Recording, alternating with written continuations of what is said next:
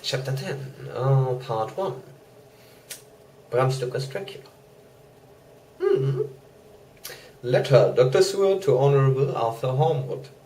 On the 6th of September. My dear Art, my news today is not so good.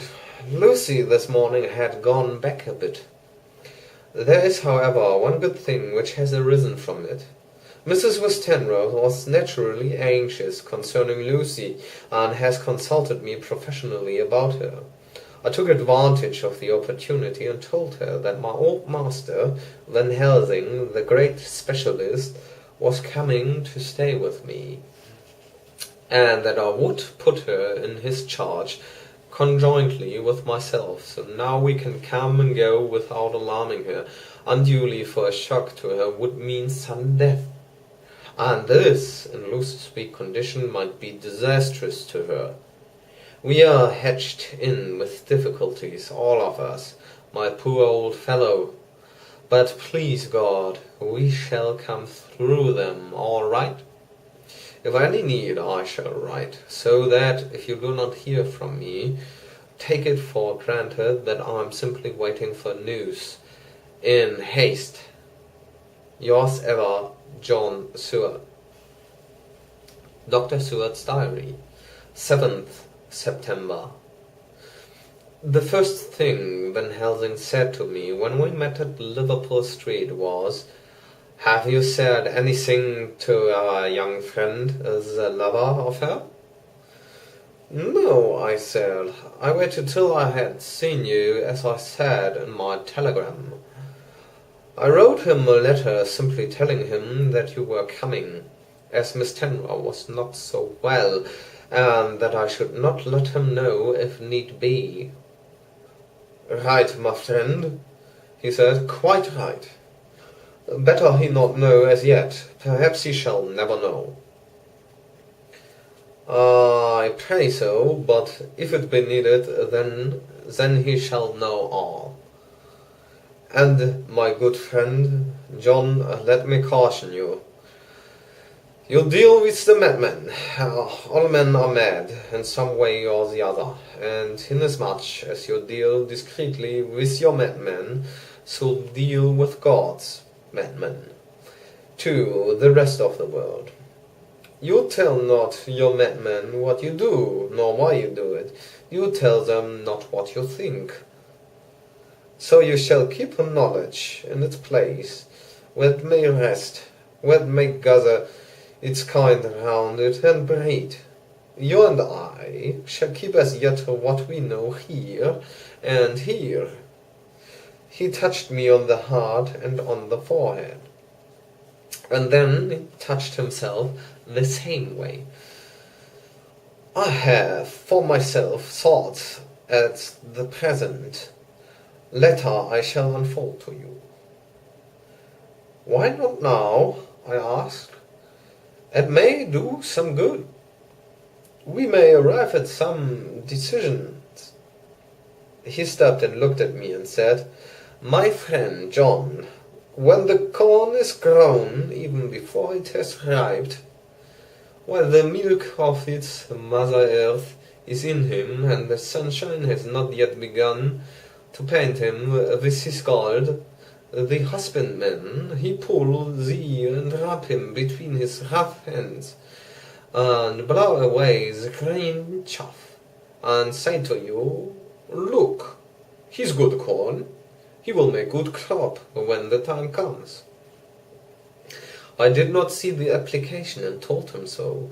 For reply he reached over and took my ear in his hand and pulled it playfully, as he used long ago to do at lectures, and said, "The good husbandman tell you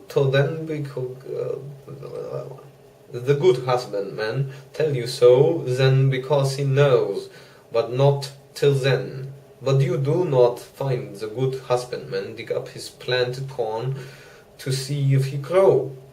That is for the children who play at husbandry, and not for those who take it as of the work of their life. See you now, friend John, I have sown my corn, and nature has her work to do, and making it sprout. If he's proud at all, there's some promise. And I wait till the ear begins to swell. He broke off, for he evidently saw that I understood.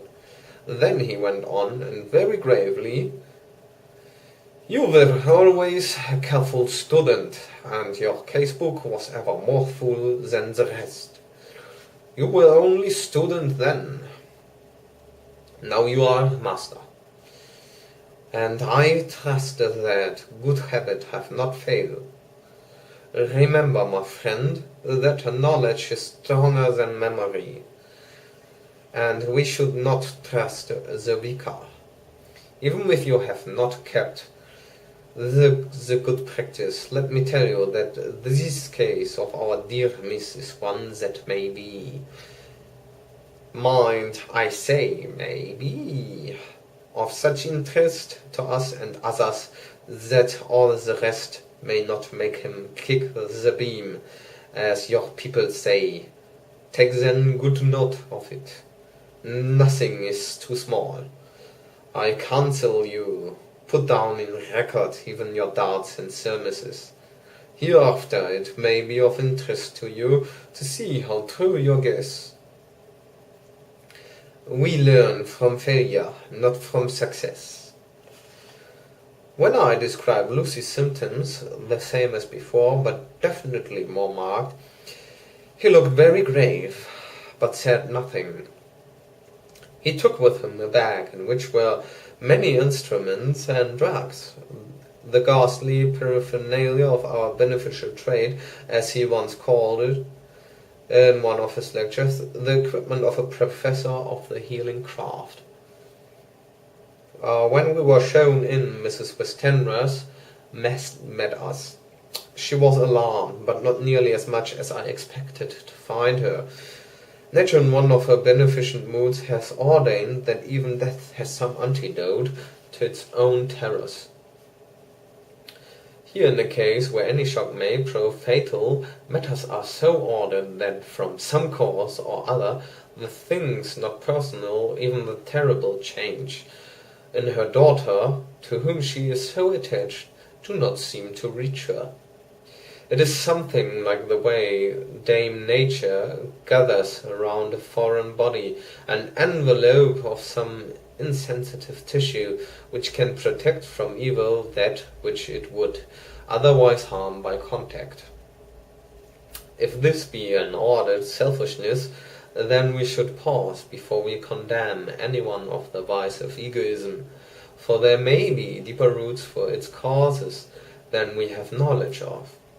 I used my knowledge of this phase of spiritual pathology and laid down a rule that she should not be present with Lucy, or think of her illness more than was absolutely required. She assented readily, so readily that I saw again the hand of nature fighting for life. Van Helsing and I were shown up to Lucy's room. If I was shocked when I saw her yesterday, I was horrified when I saw her today. She was ghastly, chalkily pale. The red seemed to have gone even from her lips and gums, and the bones of her face stood out prominently. Her breathing was painful to see or hear. Van Helsing's face grew set as marble, and his eyebrows converged till they almost touched over his nose. Lucy lay motionless, and did not seem to have strength to speak, so for a while we were all silent. Then Van Helsing beckoned to me, and we went gently out of the room. The instant we had closed the door, he stepped quickly along the passage to the next door, which was open. Then he pulled me quickly in with him and closed the door.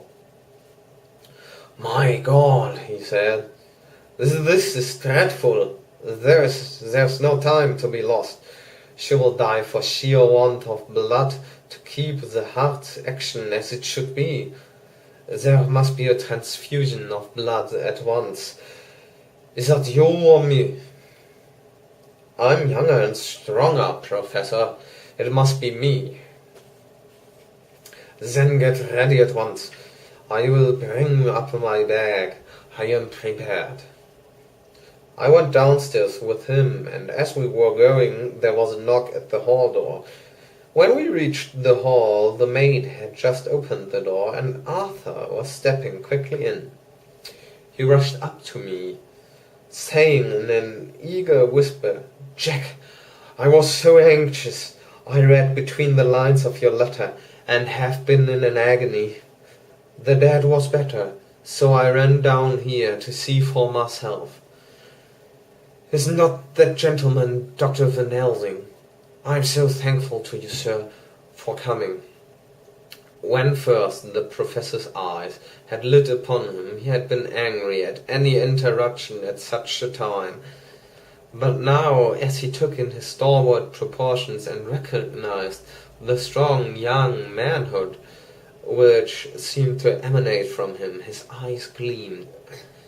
Without a pause he said to him gravely as he held out his hand, "Sir, you have come in time.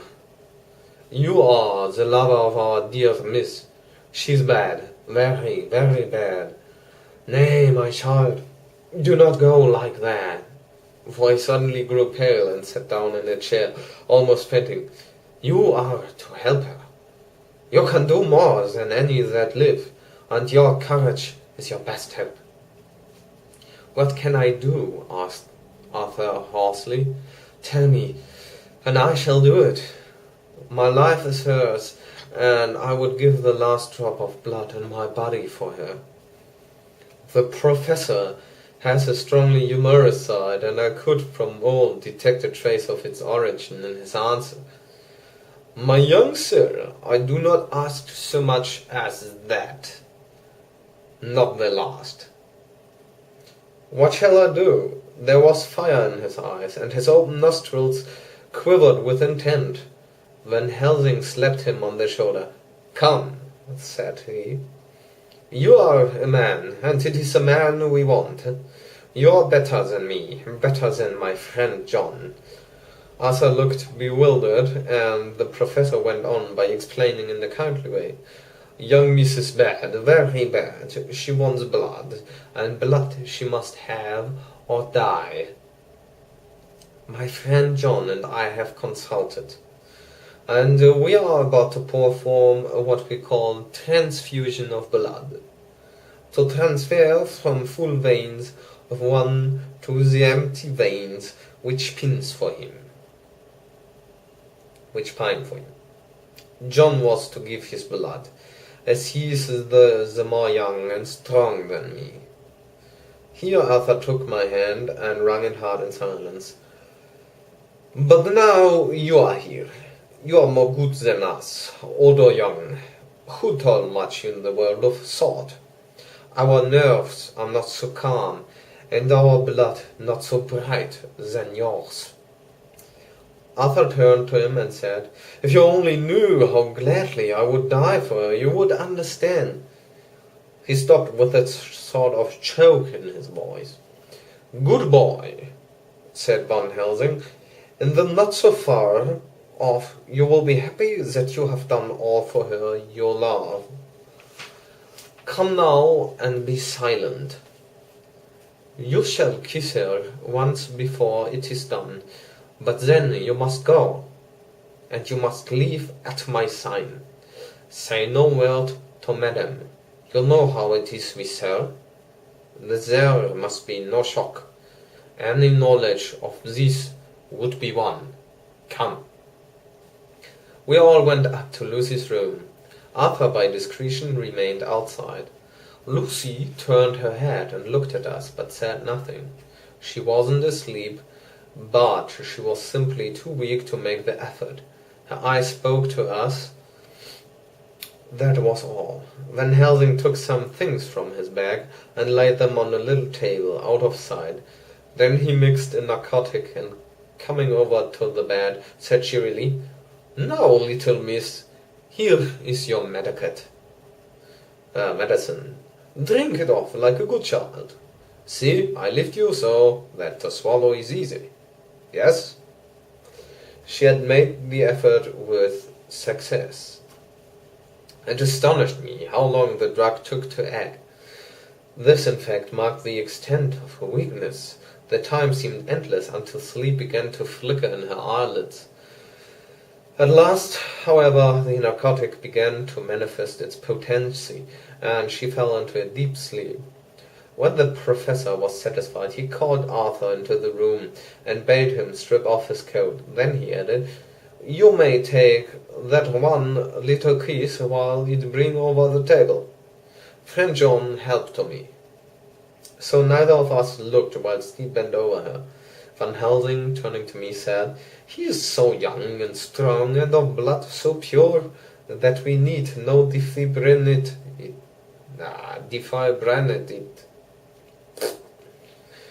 Then with swiftness, but with absolute method, Van Helsing performed the operation. As the transfusion went on, something like life seemed to come back to poor Lucy's cheeks, and through Arthur's growing pallor, the joy of his face seemed absolutely to shine.